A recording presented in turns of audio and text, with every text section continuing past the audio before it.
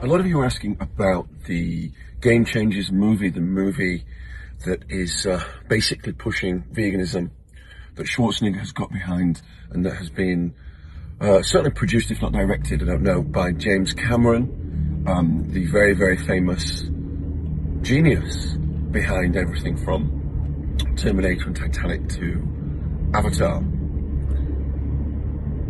We're going to do a proper in-depth discussion on this and some of the points that it's raised, really digging into the science and taking a critical analysis of all the different sources of the science. I can't do that here and now, and I wanted to give a kind of a quick response because a lot of people are sending me messages about it. So here is the thing, and also it's the thing about science, where if unless you really dig into it and really discuss it in this hyper-partisan, extremely biased age of uberspin, we can all pull out studies that are going to say, we can all pull out studies, let me express myself better, we can all pull out studies that we tell you and we spin to you mean one thing or another thing. And so you are no doubt left utterly bewildered. And for what it's worth, some of you want my opinion. So, my opinion, first of all, somebody will correct me on this, the exact details, but James Cameron apparently owns the largest pea protein processing plant in the US, something like that, in the world. Does that mean he's biased? You can decide. Does it mean that he buys into veganism so much he's invested in pea protein? Yeah, you know, we could look at it both ways. Putting that elephant in the room to one side, and also putting aside the issue of the ethical issue, because if somebody has an ethical issue or a religious issue in terms of not eating animal products, all power to them, that's their call. If we want to talk about environmentalism, there are some very interesting people making points on both sides of the argument about the sustainability of farming and the crops needed to feed the animals. There is an Instagram account I follow called Sustainable Dish that talks about sustainable farming, and is a proponent of animal farming, but sustainable animal farming. I certainly, that speaks to me. No, I'm not a fan. I don't think any of us are a fan of factory farmed animals. And the more we can steer away from that, both from a humane perspective, but also from I'm just looking at an idiot driver here, I apologise for the pause, but also from a health perspective in terms of how they're eating. I'm just going to have to look at this person. What a driver. What a waste of time. Now, should you be vegan or not? In my opinion, and oh, good grief.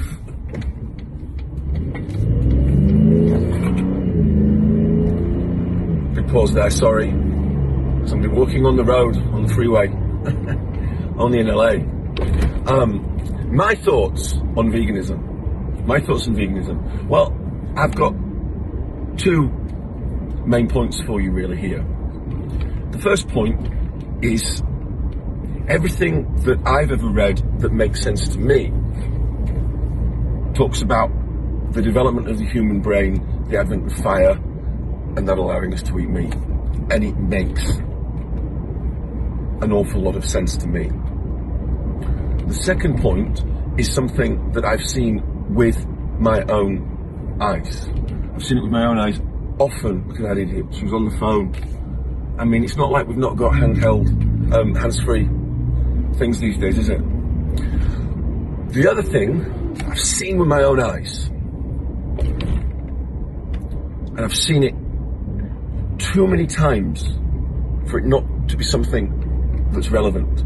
When we get vegan clients, they struggle to put on muscle. When we get vegan clients, so many of them come to us with small, niggling health issues. So many, a disproportionate number. They are low in energy, they are low in sex drive, they lack the ability to rapidly change their body as much as people who eat animal products. And what's surprising about that is that these people, typically, the vegans we see, they're not vegans eating junk necessarily. They're people who are more mindful of their diet. They're more mindful of their diet, and yet they respond slower, and your rate of response is down to your genetics, but your rate of response is also going to be down to your innate health. And they're not. They are harder clients to work with. Most trainers who've worked with enough people will know this and will accept this. There's loads. Again, causation, correlation. One could argue that the type of person, the type of male, typically, we're generalizing here, the type of male typically who becomes a vegan, perhaps, is a lower testosterone male. There is an argument for that. A lot of you are going to go, you're going to be up in arms about this, right? Not all, but as a general rule, I think we might find that that's possibly the case. Maybe that's the reason why vegans don't respond as well in the personal training environment.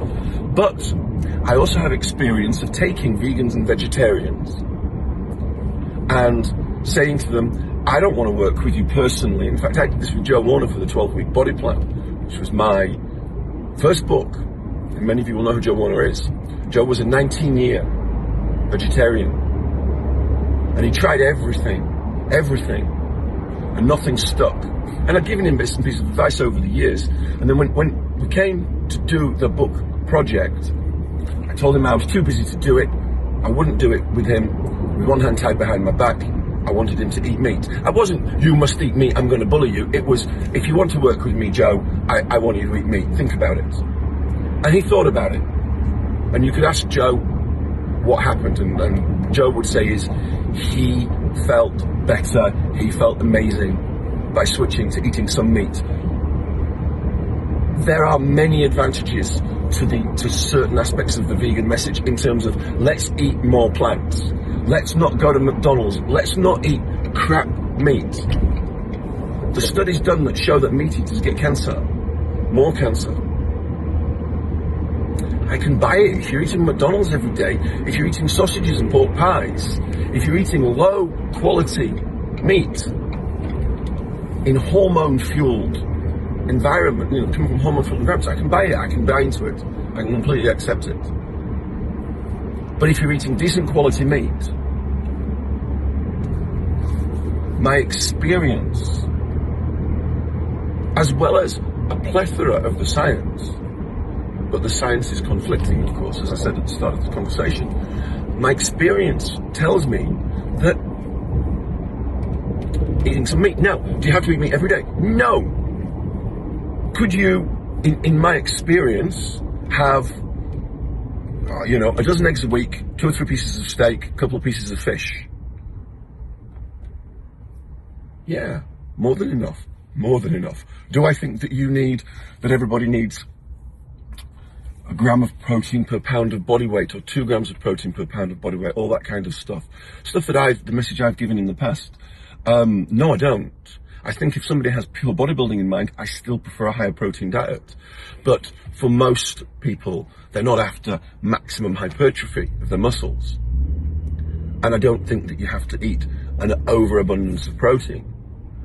I think that we should eat more plants. I think we should eat far, far, far wider variety of foods. I think there's a whole host of messages coming from veganism that we should listen to. But nor do I think that we should take entire food groups, demonize them, and throw them away.